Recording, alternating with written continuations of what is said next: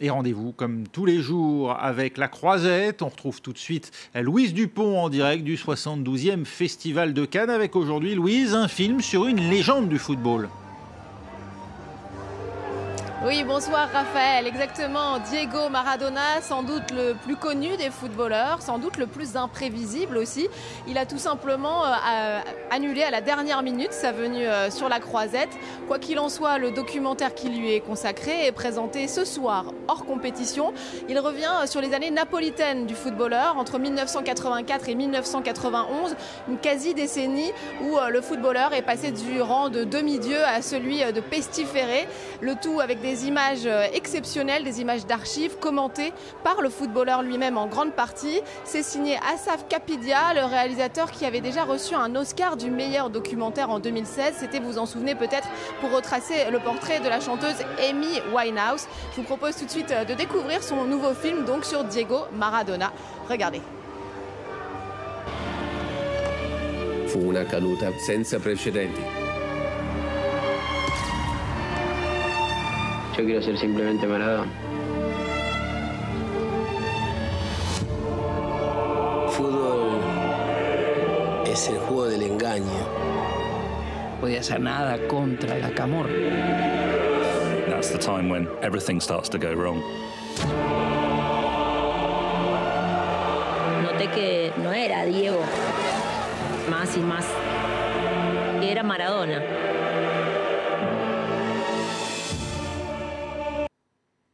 Alors, toujours hors compétition, Louise, un film signé Nicolas Bedos avec de nombreuses stars du cinéma français.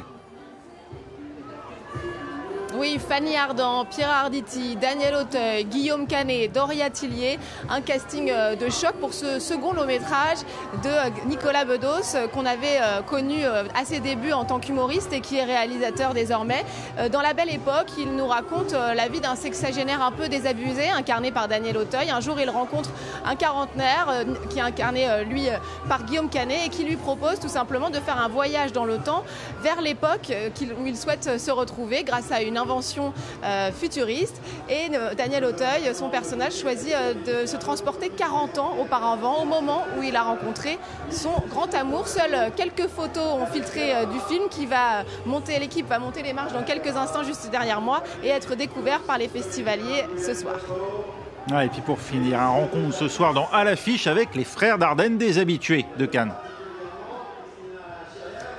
Effectivement, les deux réalisateurs et frères belges ont déjà été récompensés à 2 reprises par la Palme d'Or. C'était pour Rosetta puis pour L'Enfant. Et ils pourraient réaliser un triplé historique s'ils remportaient à nouveau la récompense suprême ici à Cannes. Ils sont en compétition pour le jeune Ahmed et ils racontent l'histoire d'un garçon de 13 ans qui peu à peu va se faire endoctriner par un imam radical. Regardez quelques images du film.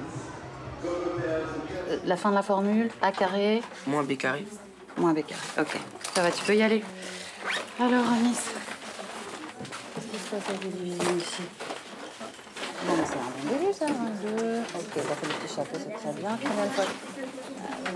Ahmed? Ahmed? Ahmed? Ahmed? Tu peux dire au revoir, hein? Tu veux toujours pas me serrer la main? Au revoir. Pourquoi tu vas là-bas? C'est lui qui t'a dit de plus me serrer la main. Je suis plus un enfant. Et alors? Et alors, un vrai musulman serre pas la main d'une femme. Et tous tes copains dans la classe qui me serrent la main, c'est pas des vrais musulmans? Non.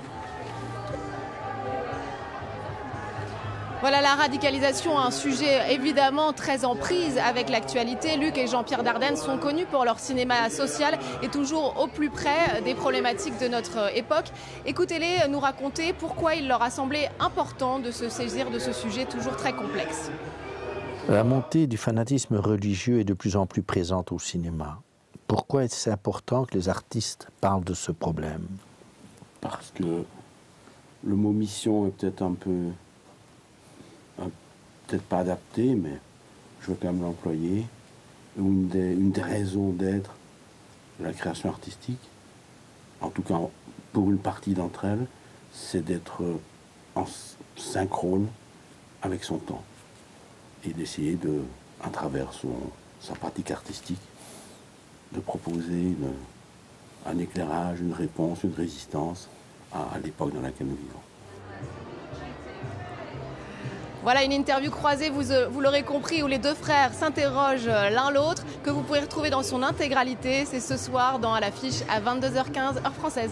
Merci Louise. Louise Dupont avec nous en direct de la Quinzaine cannoise.